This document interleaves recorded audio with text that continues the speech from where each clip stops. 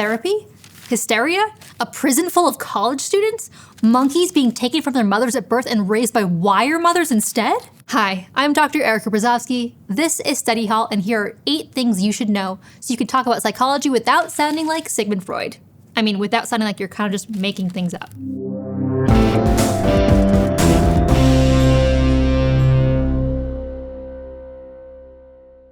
First, what even is psychology? Is it getting people to lay down on your couch and talk about their dark and distant childhoods? Or using a great big book of diagnoses to figure out what's wrong with them? Or conducting human experiments on college students to learn the secret inner workings of their minds? Well, sometimes. Psychology can look a lot of different ways, and we'll talk about a lot of them later in the episode, but it's bigger and broader than any one of those things. Psychology is the study of the mind and behavior, the things you think, the things you feel, and what you do about it. That probably sounds familiar, because people have been wondering why we are the way we are since as long as we've been wondering about things.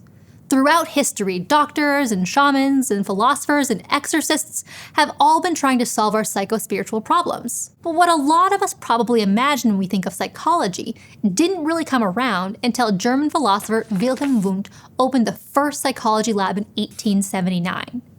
This was the first time the European world thought of psychology as its own field, separate from philosophy and biology.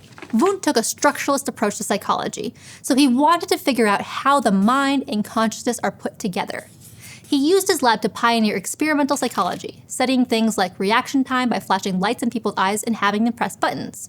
And at the time, it was a pretty fun video game. And right around that same time, over in the US, physiology instructor William James was turning his attention toward the mind. He wanted to know how the mind shapes behavior, how our internal state corresponds with what we do externally. Today, we call that idea functionalism. In 1890, James published a huge 2-volume work called The Principles of Psychology, outlining that new perspective. And it was another huge step forward for psychology as a field. But even if you've never heard of Wilhelm Wundt or William James, you might have heard of this guy, Sigmund Freud. Right around that same time in the late 1800s, Freud was studying medicine at the University of Vienna, with a particular focus on what they call neuropathology, meaning something going wrong with the brain. In his early career, his main focus was on hysteria, a super outdated term used to pathologize women who basically had any feeling about anything at all. And doctors like to attribute hysteria to some pretty wacky causes, like the uterus wandering aimlessly around the body until it was coaxed back into place by putting good smells near the woman's vagina. True story. But Freud had a different idea. He thought that rather than something physical, hysteria was probably a mental problem caused by repressed childhood trauma.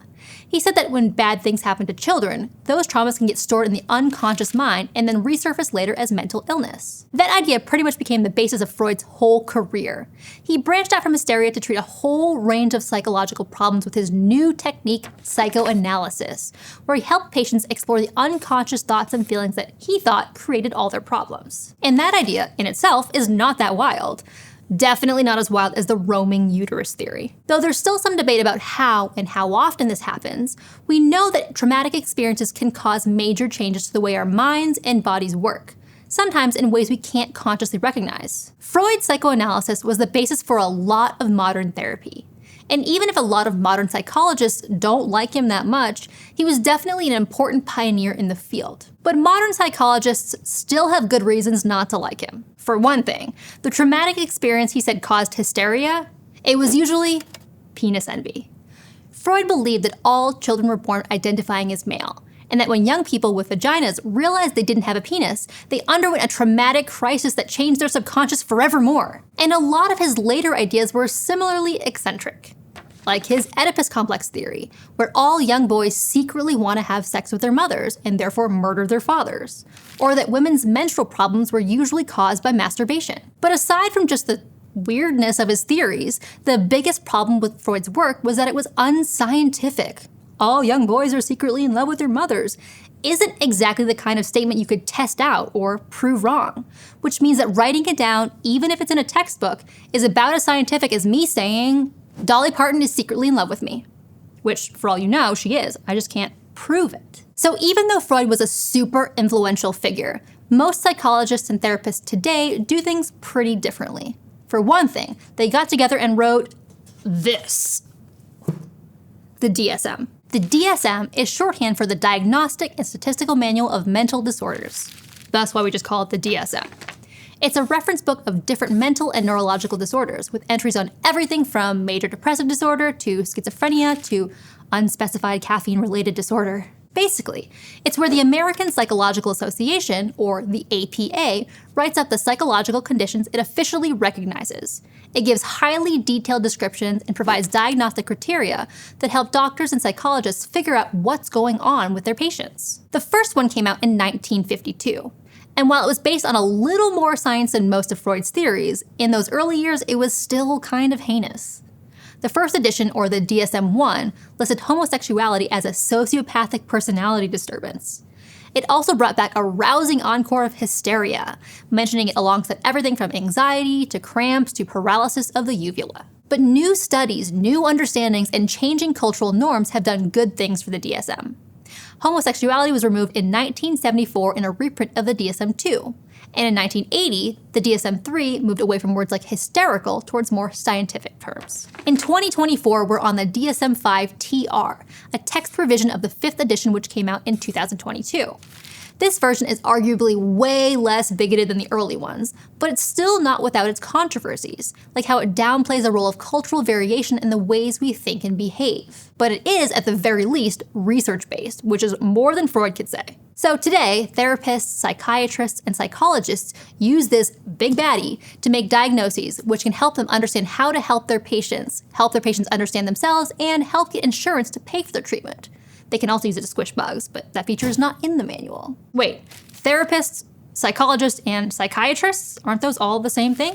Well, not exactly. In general, therapists are professionals with a variety of training who treat mental health problems, stuff like depression or anxiety or addiction. Or sometimes they just listen to you vent about your hysterical roommate. Therapists can be psychologists, but they can also have different credentials, like licenses in clinical social work or marriage and family therapy, which you get through master's programs. They mostly work directly with clients, helping figure out stuff like how depression manifests in your life and what you can do about it. Psychology isn't the same thing as psychiatry either. Psychiatrists are medical doctors, people with MDs, who are certified to treat both mental and physical health problems. They can perform lab tests and prescribe medications, which most psychologists can't do. So a psychiatrist could figure out whether Zoloft or Wellbutrin might help with your depression and prescribe it to you if so. To be a psychologist, at least in the US, you need a doctorate-level degree in psychology, not medicine. It can be a doctor's of psychology, a Psy.D, or a PhD in psychology. So psychologists can practice psychology like therapists do, but they also study it academically. Like a psychologist might make their career out of studying what triggers depression.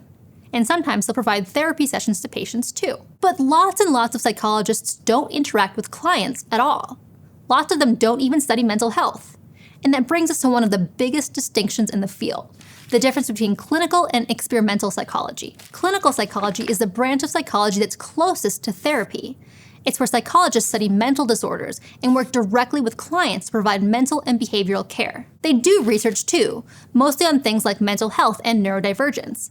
But generally, that research is geared towards supporting the practice of clinical psychology, rather than just learning stuff because we can. For that, we've got experimental psychology, the branch that's less cozy office with white noise machine and more cold laboratory full of unspeakable, unethical horrors. Kidding. I'm kidding. Mostly.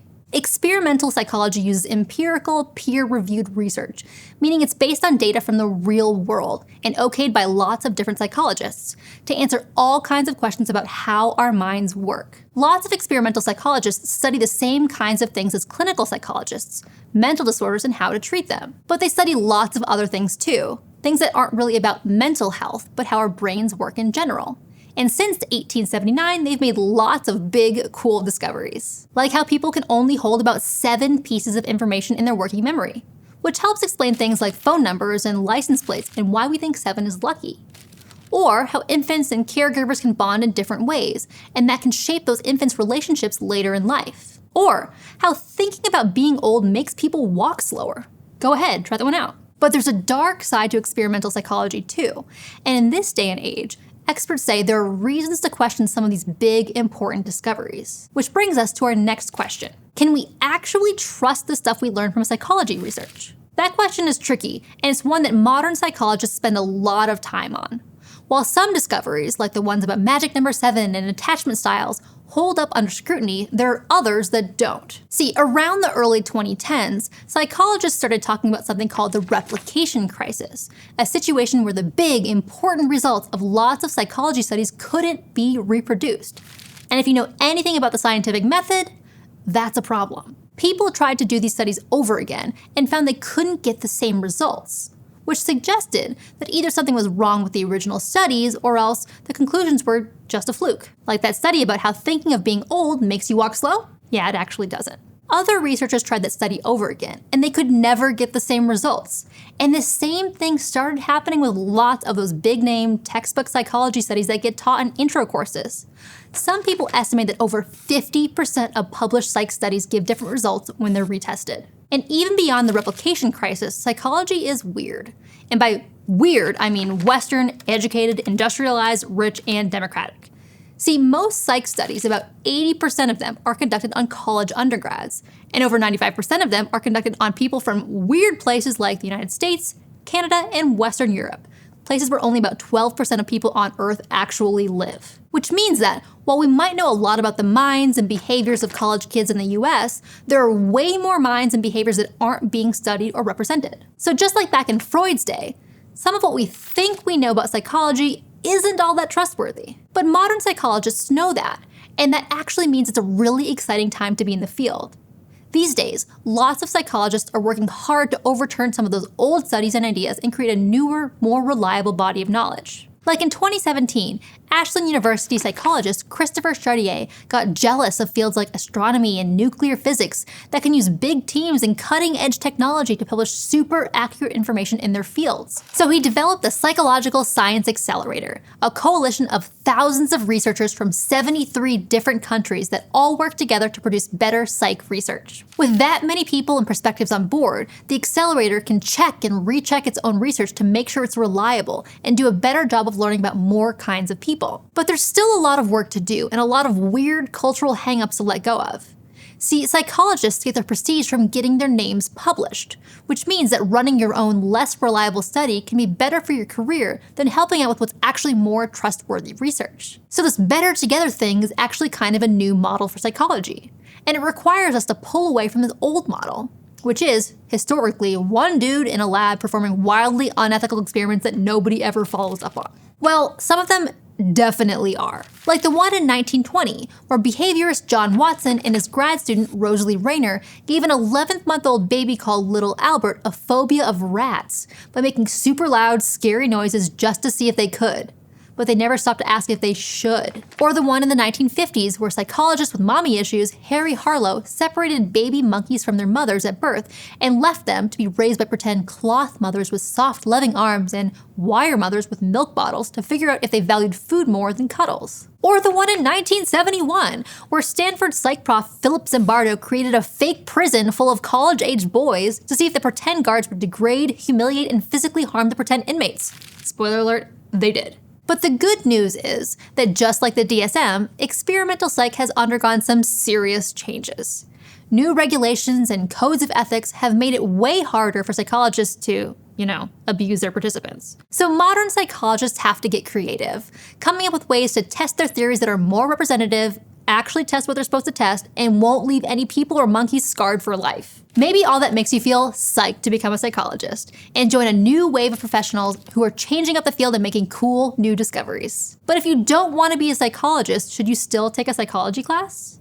While this is not a peer-reviewed statement, my personal answer is yes. After all, psychology is about all of us. It's a way to understand what we think, how we feel, and what we do in our everyday lives.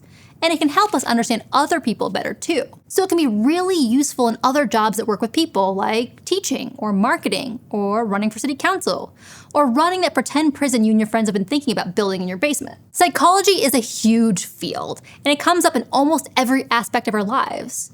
And like any huge field, there are way more than 8 things to learn about it. But hopefully, these answers are enough to get you started and dissuade you from building that fake prison with your friends. Seriously, it's been done. It is not worth it. If you're interested in taking an online Intro to Psychology course for just $25 and unlocking the chance to earn college credit from ASU, check out GoStudyHall.com or click on the button to learn more. And if you want to help us out, give this video a like, comment your favorite TV psychologist, and smash that subscribe button. Thanks for watching. See you next time.